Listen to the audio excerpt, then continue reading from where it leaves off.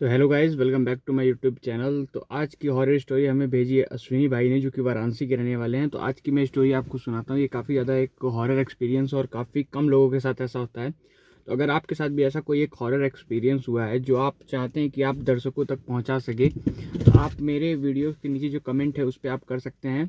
वहाँ से मैं आपके कमेंट को उठा के अपने दर्शकों तक आपकी स्टोरी पहुँचाऊँगा। तो चलिए आज की स्टोरी को हम शुरू करते हैं। तो दरअसल जो अश्विनी जी थे, उनके एक दादाजी थे जो कि कैंसर की बीमारी से जूझ रहे थे, यानी कि उनको पेट में कैंसर हुआ हुआ था। तो होता क्या है इस दौरान कि उनको मतलब कि जैसे कैंसर में आप लोग जानते होंगे बहुत ज़्यादा दर्द होता है, तो उनको भी बहुत ज़्यादा दर्द होता रहता था रात रात में। तो वो चिल्लाते उल्लाते रहते थे। तो बहुत ज़्यादा इन लोग की फैमिली जो थी, अब ऑब्वियस सी बात है, किसी को घर में इतना जब तकलीफ़ हो रहा है तो आप कैसे चैन से सोएंगे। तो काफ़ी इनकी जो फैमिली थी वो परेशान थी। काफ़ी ज़्यादा उनको दर्द होता था। उनका इलाज चल रहा था, लेकिन जैसे कि आप लोग जानते हैं कैंसर का इलाज उतना अच्छे से अभी नहीं हो पाता है। तो उनकी अनसडनली जो होती है वो डेथ हो जाती है।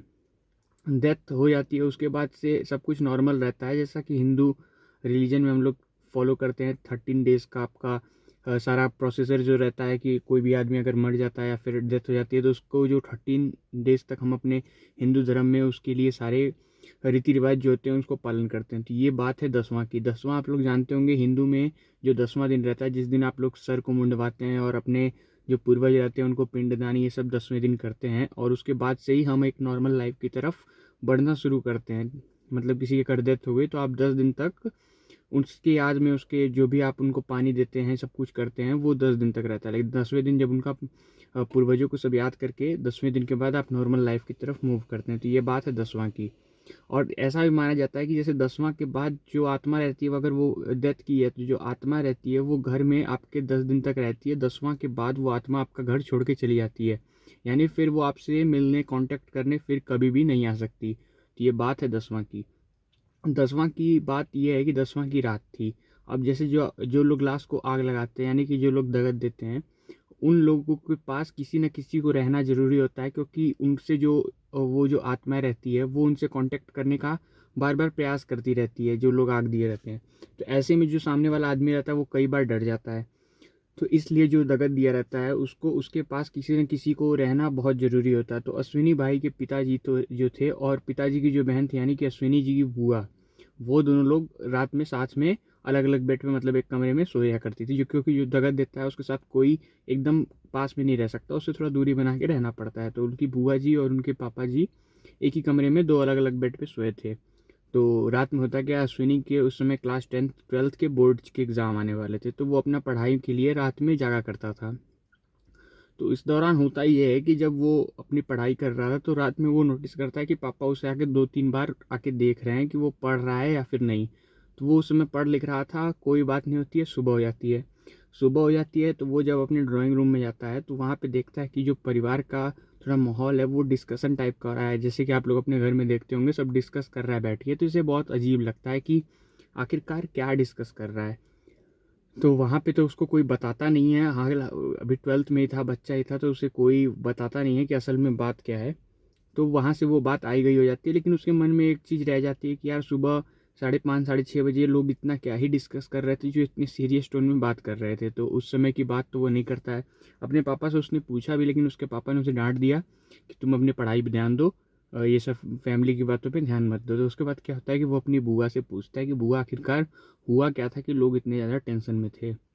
तो उसकी बुआ बताती हैं कि रात को उसके दादाजी तुम्हारे पिताजी से मिलने आए थे और तुम्हारे पिताजी बहुत डर गए, अश्विनी के पिताजी। तो कंप्लीट स्टोरी ऐसे रहती है कि रात में जब इसके पिताजी सोए रहते हैं तो इनके पास दादाजी आते हैं, इनको उठाते हैं। दादाजी जो आते हैं वो बिना कपड़ों के रहते हैं, यानी कि कोई भी कपड़े नहीं पहने रहते हैं, और जिन कपड़ों में उनको दफनाया गया था वही कपड़े अपने यहाँ पे टांगे रहते हैं। तो उसके बाद से क्या होता है कि बुआ जी कहती हैं कि तुम्हारे पिताजी बहुत डर गए थे रात में, और हमें उठाया गया था, मतलब बुआ को उठाए थे वो। तो उनके दादाजी आए थे रात में और वो बिना कपड़ों के थे, यहाँ पे कपड़े उन्होंने टांगे हुए थे। तो उन्होंने कहा कि दादाजी ने इनसे कहा कि हम आपसे मिलने आए हैं, क्योंकि आज के बाद यानी कि 10वां के बाद हम नहीं आ सकते थे आपसे मिलने। फिर उन्होंने दीवार की तरफ कहा कि मैं नहीं आ रहा था मिलने, क्योंकि आप डर जाएंगे, इसीलिए मैं नहीं चाहता था कि मैं आपसे मिलने आऊँ। लेकिन उन्होंने दीवार की तरफ हाथ किया तो वहाँ 10-12 परछाइयाँ थी।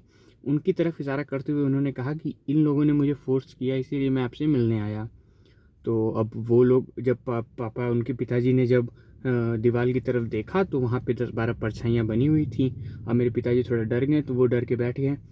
फिर जो दादाजी थे वो लगे हंसने, ज़ोर ज़ोर से हंसने लगे और उनकी हंसी दोनों लोग को, यानी कि मेरे बुआ को और मेरे पापा दोनों लोग को सुनाई दे रही थी, अश्विनी जी की बुआ और पापा को।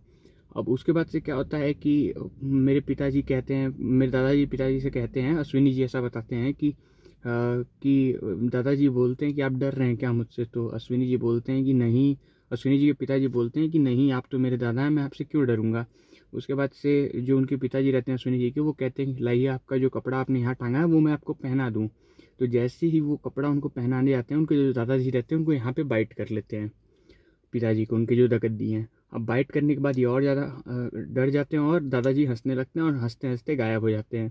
फिर उसके बाद से कभी कुछ नहीं दिखता है। फिर सुबह जब उनके यहाँ पे देखा गया तो काटने का निशान था। तो ये चीज़ परिवार को काफ़ी ज़्यादा, मतलब ऐसा एक्सपीरियंस आप समझ रहे हैं, काटने का निशान तक सुबह तक रह गया। तो यही थी, अश्विनी जी ने अपनी कहानी कमेंट सेक्शन में हमें भेजी थी। अगर आपके साथ भी ऐसा कोई हॉरर एक्सपीरियंस हो तो आप मुझे बता सकते हैं, मैं इसी चैनल के माध्यम से वो अपने दर्शकों को सुना दूंगा।